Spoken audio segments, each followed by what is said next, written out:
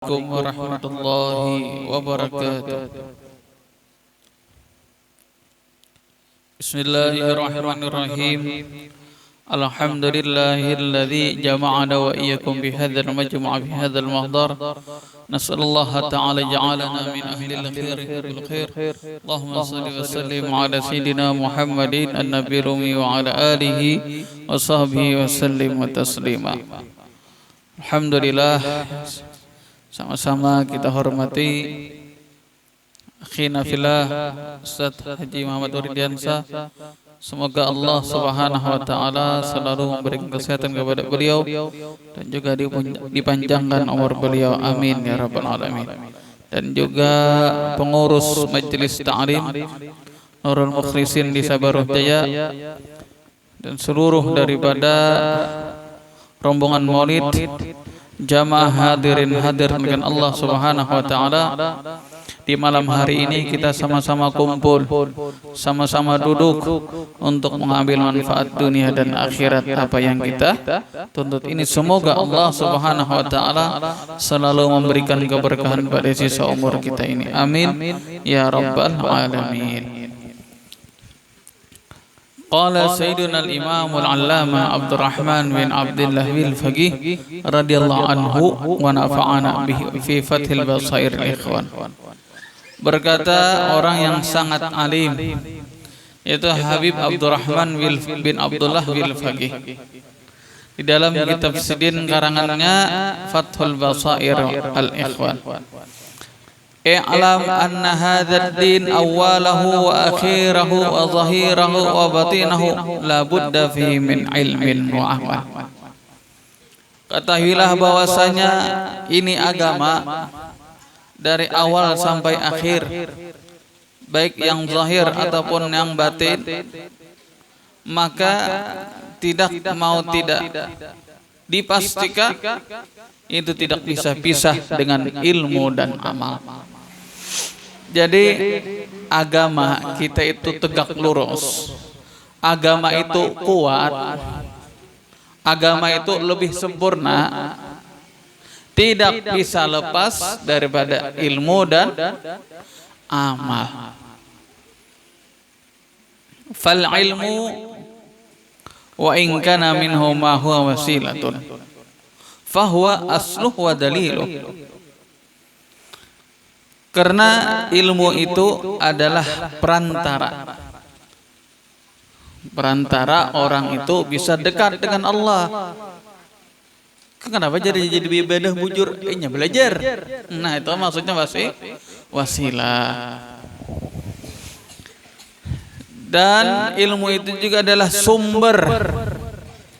sumber orang mendapatkan ibadah yang istimewa di sisi Allah, ibadah yang bagus di sisi Allah.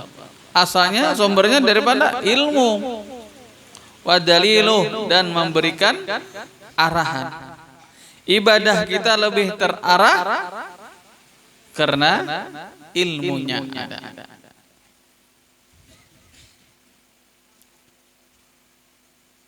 Wa huwa lil mu'min waziruhu wa khaliluhu wa huwa ila kulli khairin fid dunya wal akhirah.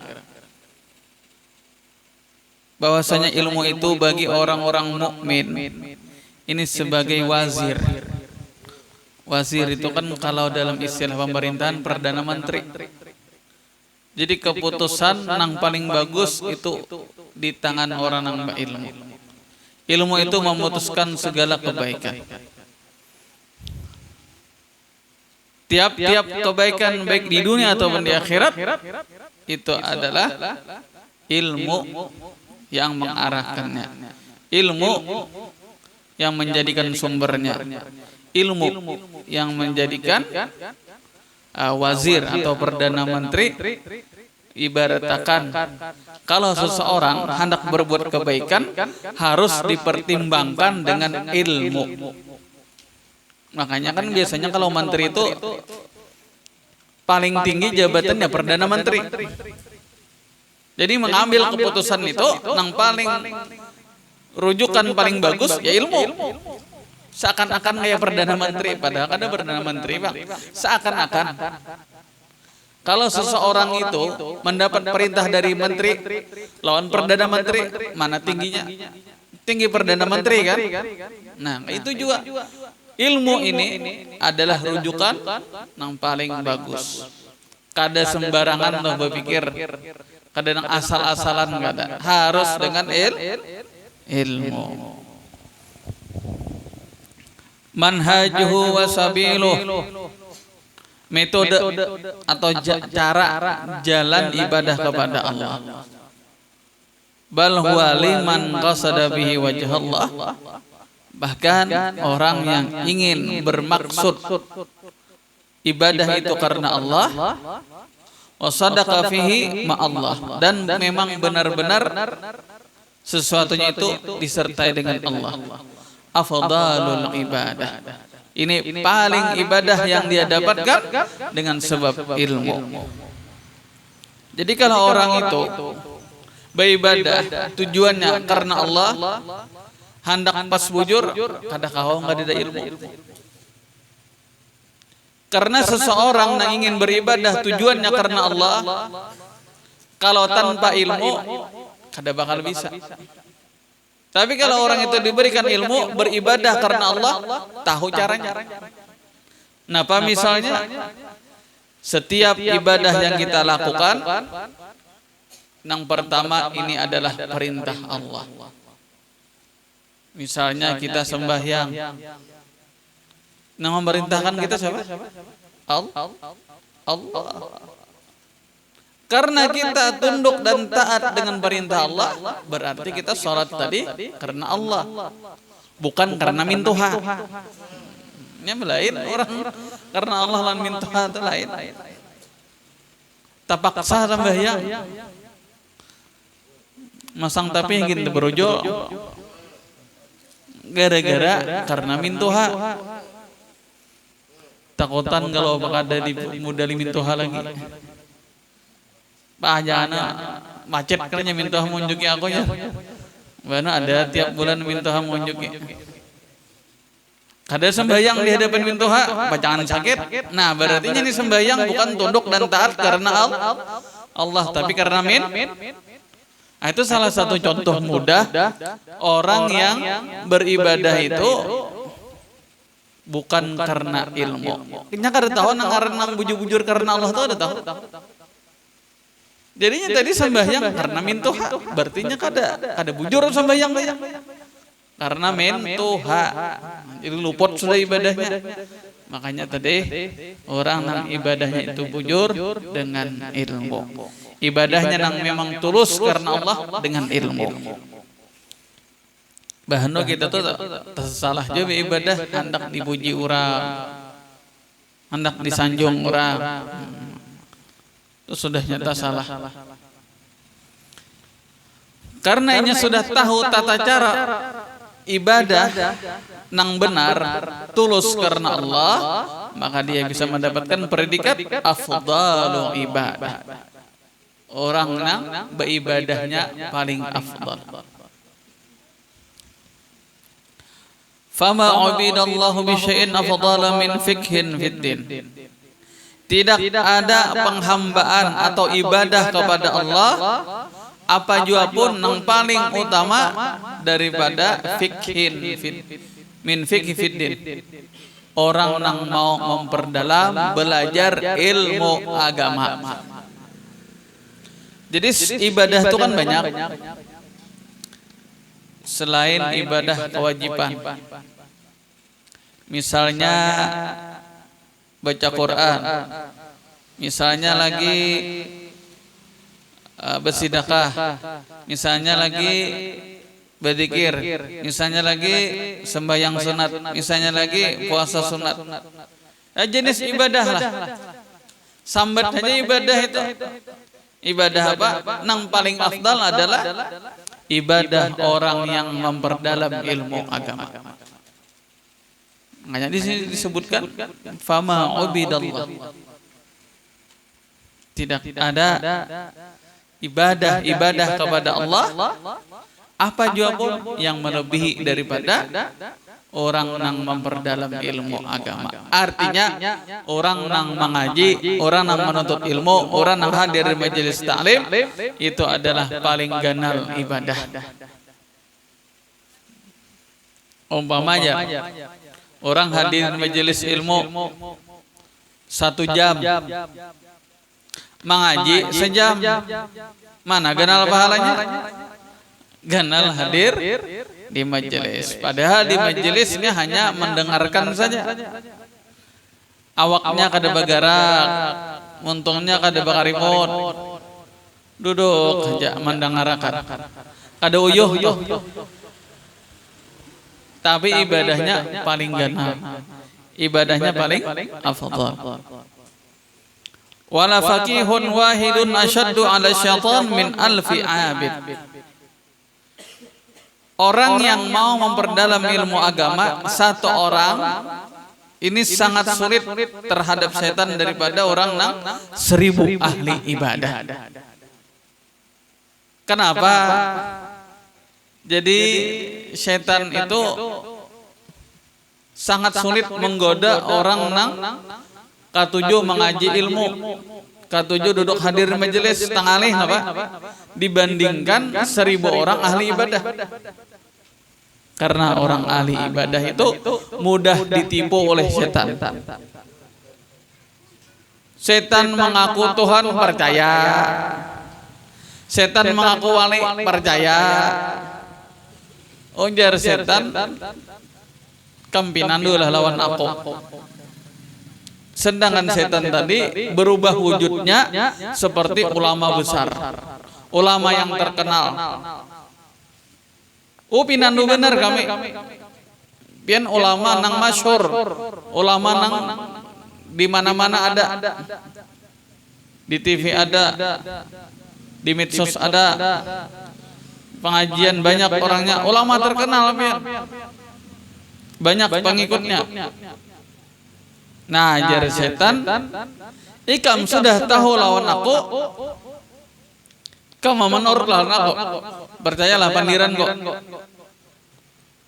Ujar nang ahli ibadah tadi, karena pian sebagai ulama besar, banyak pengikut, apa jar pian ulun percaya. Nah, jar setan nggak itu, ikam sudah cukup sembahyang, kada perlu lagi sembahyang. Aku nih menyesal pengikut-pengikut kok. Sembahyang ada artinya, ampe ada sembahyang. Nangaran sudah percaya, hakon ada sembahyang. Nah, ini orang mudah tertipu oleh setan. Kenapa? Karena jahil, tahu ibadah aja, menuntut ilmunya kada. Jadi setan ini lebih sulit baginya menggoda, menjerumuskan daripada 1000 orang ahli ibadah. 1 banding 1000, bayangkan. Karena orang ahli ibadah ini kada tentu ilmunya ada. Bisa luput berumuran ibadah. Wa fadlul alim 'alal 'abid ka fadlin Nabi sallallahu alaihi wasallam 'ala ghairi. Keutamaan orang yang punya ilmu dibandingkan orang ahli ibadah ini sama seperti keunggulan Nabi terhadap yang lain. Nah, jadi kalau orang itu ibadah aja dibandingkan orang nambah ilmu ibadahnya sedikit aja, tapi karena bujur pun orang niatnya bujur, makanya lebih afdal daripada ahli ibadah, seperti halnya Nabi dibandingkan yang lain. Antara orang yang alim lawan ahli ibadah itu sama seperti Nabi lawan yang lain. Saking tingginya kedudukan ilmu.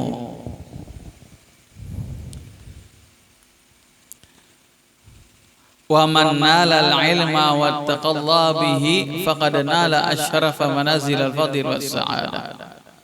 Barang siapa yang mendapatkan ilmu, setelah dia dapat wattaqallaha bihi, dia terus berusaha untuk takwa dengan sebab ilmunya.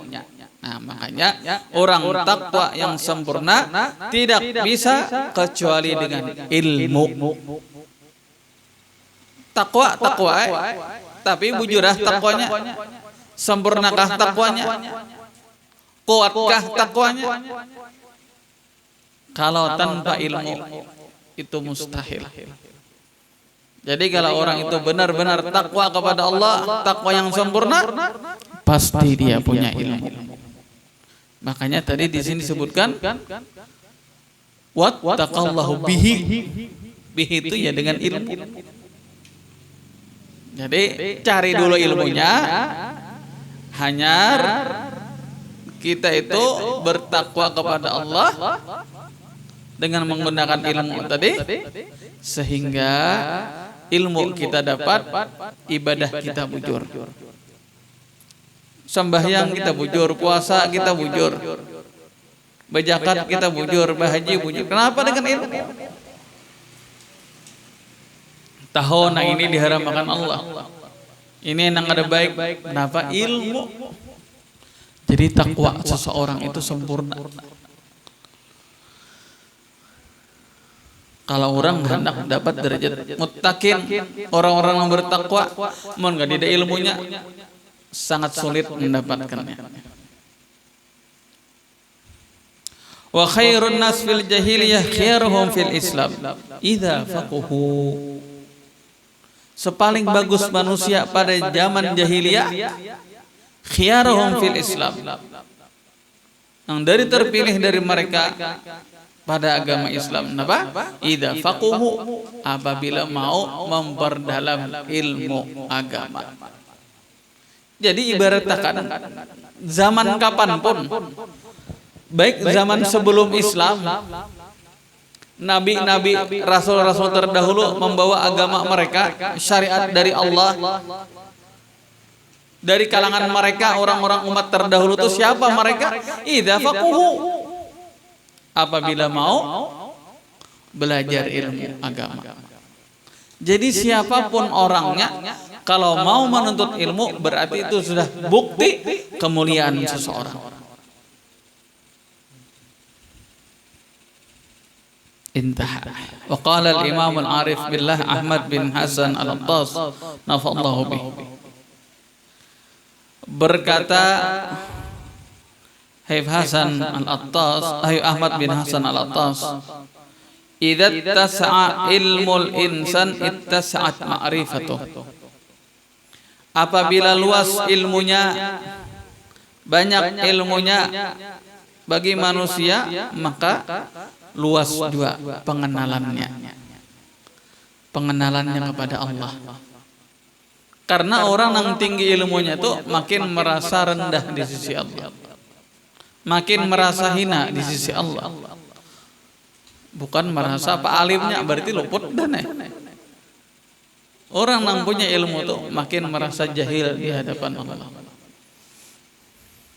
Wa idza tasa'at ma'rifatuhu ittasa'a mashhadu. Apabila orang itu luas pengenalannya, maka luas juga wawasannya. Wa idza tasa'a mashhaduhu ittasa'a syuhuduhu. Apabila luas wawasannya, luas juga penyaksiannya atau pengalamannya. Karena orang yang luas ilmunya itu sudah bisa merasakan manfaat-manfaat ilmu. Hidupnya lebih tenang dengan ilmu. Inya hidup bahagia dengan ilmu. Inya rame lawan jiran dengan ilmu. Inya akur lawan keluarga dengan ilmu. Nah, ilmu itu yang membawanya hidup bahagia. Artinya tergantung keluasan ilmunya, maka dia akan merasakan manfaat ilmu itu. Itu dengan pengalaman. Wa idza tas'a syuhuduhu ittasa'a madadu. Apabila luas pengalamannya ataupun sesuatu yang dia rasakan manfaat dari ilmu, ittasa'a madadu, maka berlimpah juga madad dari Allah. pertolongan dari Allah. Aja kita tinggal menikmati aja lagi. Allah tuh beluruk memberi, rezekinya nyaman, hidupnya nyaman, keluarganya nyaman. Tapi perlu perjuangan. Mana dasarnya, mana awalnya? Ilmu.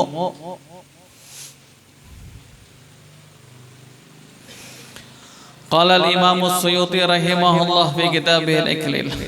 Berkata Imam Suyuti rahimahullah dalam kitab Iklil. Fi qaulihi ta'ala, pada firman Allah Ta'ala, wa 'allama Adam al-asma' kullaha. Memberikan ilmu, melajari oleh Allah akan Nabi Adam nama-nama semuanya. Jadi Nabi Adam ini ilmunya langsung dari Allah. Makanya iblis itu disuruh oleh Allah untuk menghormati Nabi Adam, karena Nabi Adam ini ilmunya langsung dari Allah. Kada saat belajar toh langsung diberi oleh Allah.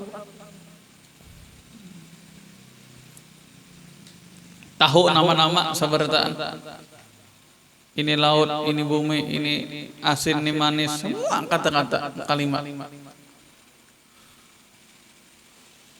Tapi ujar iblis ketika disuruh oleh Allah, nya kealiman iblis inilah wani membantah dengan Allah. Itu sialnya iblis. Kebanyakan ilmu, keleluasan ilmu, kealimannya kita, sampai-sampainya berani menentang Allah. Karenanya merasa gurunya malaikat. Ujar Allah, hal sepele aja, menyuruh menghormati Nabi Adam, itu aja. Tabinya merasa orangnya merasa tinggi sudah si iblis. Kada aja iblis.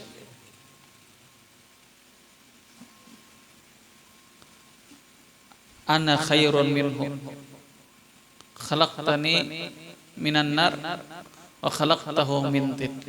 Jadi iblis, aku ini lebih baik daripada inyau hai Allah.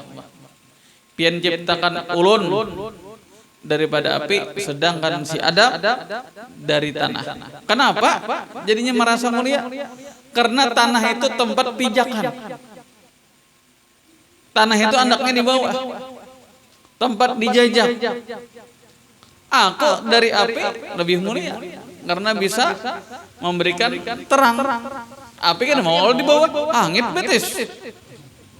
Andaknya api itu di atas kan. Orang bersuluh tuh mau di bawah suluh. Hangit silawar. Nah, jadi suluh itu kan andaknya di atas. Hanya merasa terbuat daripada api, merasa diciptakan daripada api. Jadi si iblis ini begitu sombongnya, kada hendak menghormati Nabi Adam. Padahal nama nyuruh Allah. Waninya ini menentang Allah. Limpatnya. Ujarnya si iblis, si Adam, engkau ciptakan daripada tanah, aku daripada api. Kada hendak. Iya nang Allah Ta'ala liwar murkanya lawan iblis.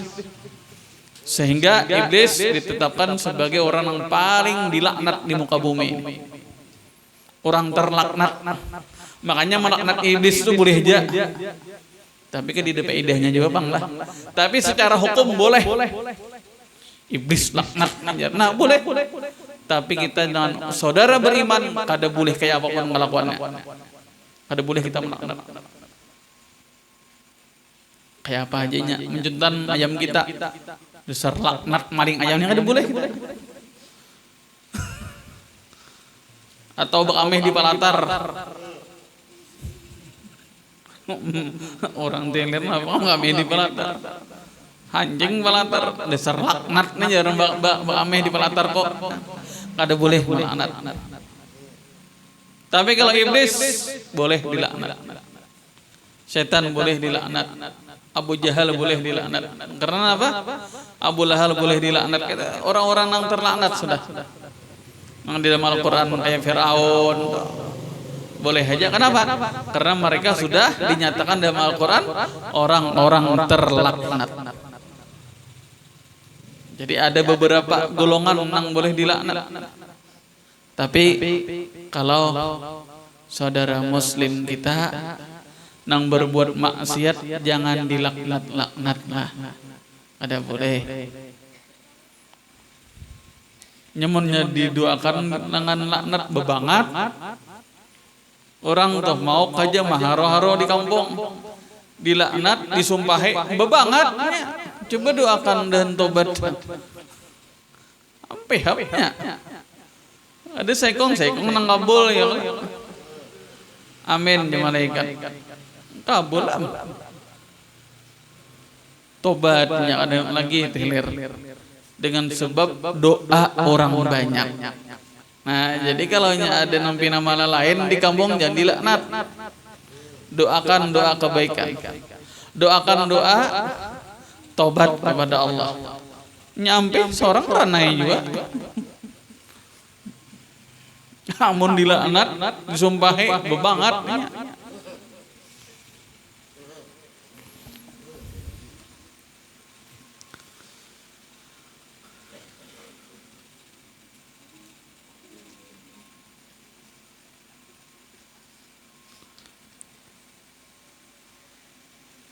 Faqad nala asyraf manazil al-fadil was sa'adah.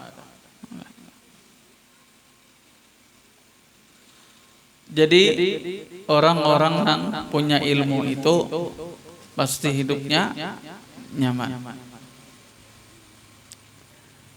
Lamma aradallah izhara fadil Adam lam yuzhiru illa bil ilm.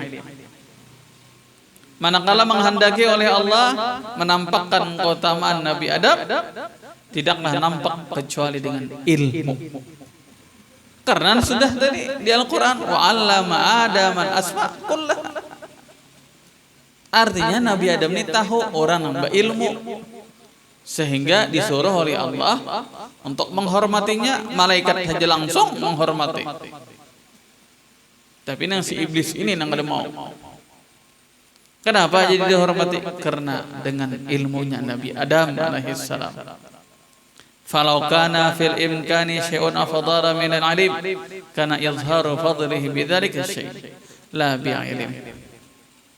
Jikalau ada yang mungkin sesuatu apapun lebih afdal daripada ilmu, maka menampakkan keutamaan Nabi Adam tadi dengan selain ilmu, tapi kada la bil ilm. Jadi yang paling nampak kepada Nabi Adam itu karena ilmu beliau langsung dari Allah Subhanahu wa taala.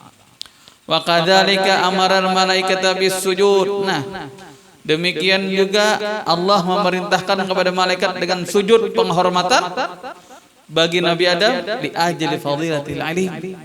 Karena Nabi Adam orang yang berilmu. Nah, jadi wajar malaikat menghormati Nabi Adam dengan tunduk penghormatan. Begitulah karena Allah memberikan ilmu kepada Nabi Adam. Jangannya Allah Ta'ala kada memberi ilmu Nabi Adam, malaikat mungkin kada menghormati. Tapi ini pertama diperintah dari Allah, yang kedua alasannya karena Nabi Adam punya ilmu. وقال الطيبي أفادت هذه الآيات أن العلم اللغة فوق التحلي بالعبادة. Jadi nang di sini ada mal asma, hanya kata-kata. Makanya annal ilma lughah, ilmu bahasa aja itu sudah mulia. Fauqat tahalil ibadah. Fa kaifa ilmu syariah? Ini ilmu logat nang ada kaitannya dengan ibadah. Hanya sebatas nama-nama. Sudah dianggap alim nih Nabi Adam. Bagaimana seandainya dengan ilmu syariat?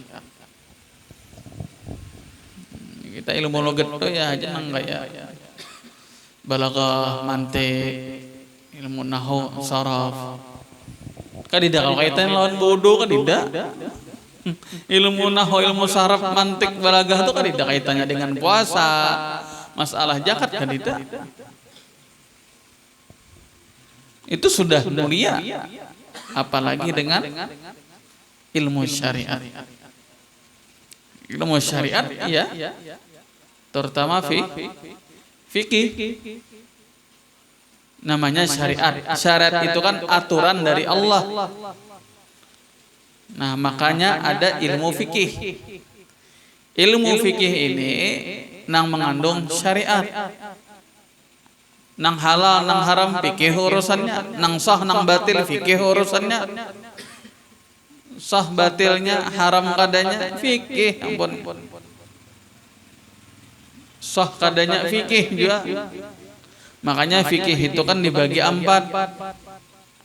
Rub'ul ibadah, rub'ul munakahat, rub'ul muamalat, duhnya munakahat hanya munjiat. Itu fikih terbagi 4, semuanya syariat. Rub'ul ibadat itu masalah ibadah kita aja, masalah wudu, masalah tayamum, masalah sembahyang, masalah nang membatalkan sembahyang. Itu semuanya ibadat nang membahas. Ada lagi 1/4 daripadanya fikih itu muamalat. Urusan jual beli nang bujur kayak apa dalam agama. Urusan sanda manyanda, kontrak mengontrak, sewa menyewa. Ada hukumnya. Pinjam meminjam ada hukumnya. Kita semuanya lengkap. Itu syariat dari Allah. Amun kontrak mengontrak kayak apa? Syuf'ah, babul syuf'ah artinya orang nambah kongsi. Nang masih dalam satu bangunan syuf'ah itu karenanya ada sepitak yang membatalkan. Ada haknya di situ. Ada aturannya. Jadi kalau syariat itu mengatur, bila sudah diatur nyaman, sabartaan. Ada pegangan nang diatur. Karena pulang ada rukul munakahat. Itu membahas masalah nang nikah, talak, urusan warisan. Itu semuanya hukum ada. Jadi pegangan itu ada. Jakanya hukum apa waris itu kadida apa abut beneran masing-masing anak menguasai. Tapi kita dalam Islam ini ada sudah bilanya anak lalakian bagiannya seine, anak bebinian bagiannya seine, nang laki mati bagian bini seine, mun bisi anak seine